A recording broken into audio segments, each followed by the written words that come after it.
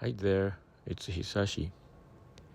Have you ever felt a sense of discomfort while living abroad? I work for an engineering company in Canada, and my coworkers are from many different countries. On my team, we have people from India, Iran, Kosovo, China, and Canada. It's a very international environment. Everyone on my team actively shares their opinions. On the other hand, I tend to be quiet, so it's not easy for me to speak up. Of course, there are many Japanese people who express their opinions clearly, but sometimes people might be seen as not reading the room. For example, in school, when the teacher is speaking, students are expected to listen quietly. In the workplace as well, when the manager is talking, employees usually listen without interrupting. However, in Canada, even in those situations, people speak up really. If you stay silent, people may think, does this person have no idea? Or is he even paying attention?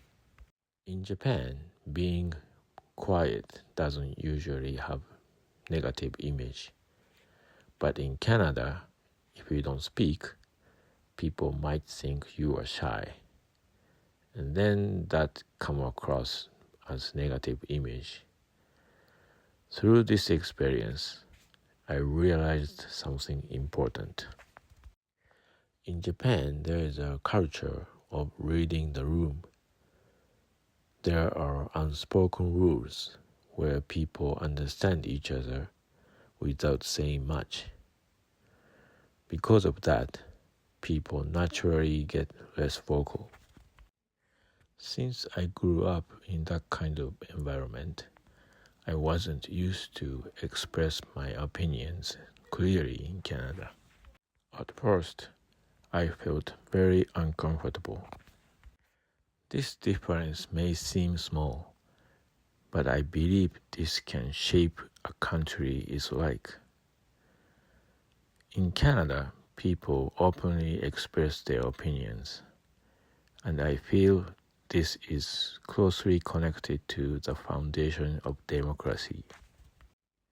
Japan is also considered as a democratic country, but if people don't speak up, can it really function as a democracy? I once shared this idea on the social media, and I received many responses. One comment stood out to me. It said, I hope politicians can improve our society without us having to say anything. Of course, that would be ideal. But I believe democracy works differently. People share their opinions, leaders listen. Together they improve their society. If people stay silent and simply expect leaders to do right thing, leaders may lose chance to understand what people really think. They may only act based on what they believe is the best. And sometimes what leaders think is good may not match what people actually want. In that sense, it may move away from true democracy. This is just my personal perspective, but it's something I've been thinking about a lot recently. I share my journey to Canada and how I got to where I am today in my book. If you are interested, please check the link in the description. Thank you for watching. See you next time.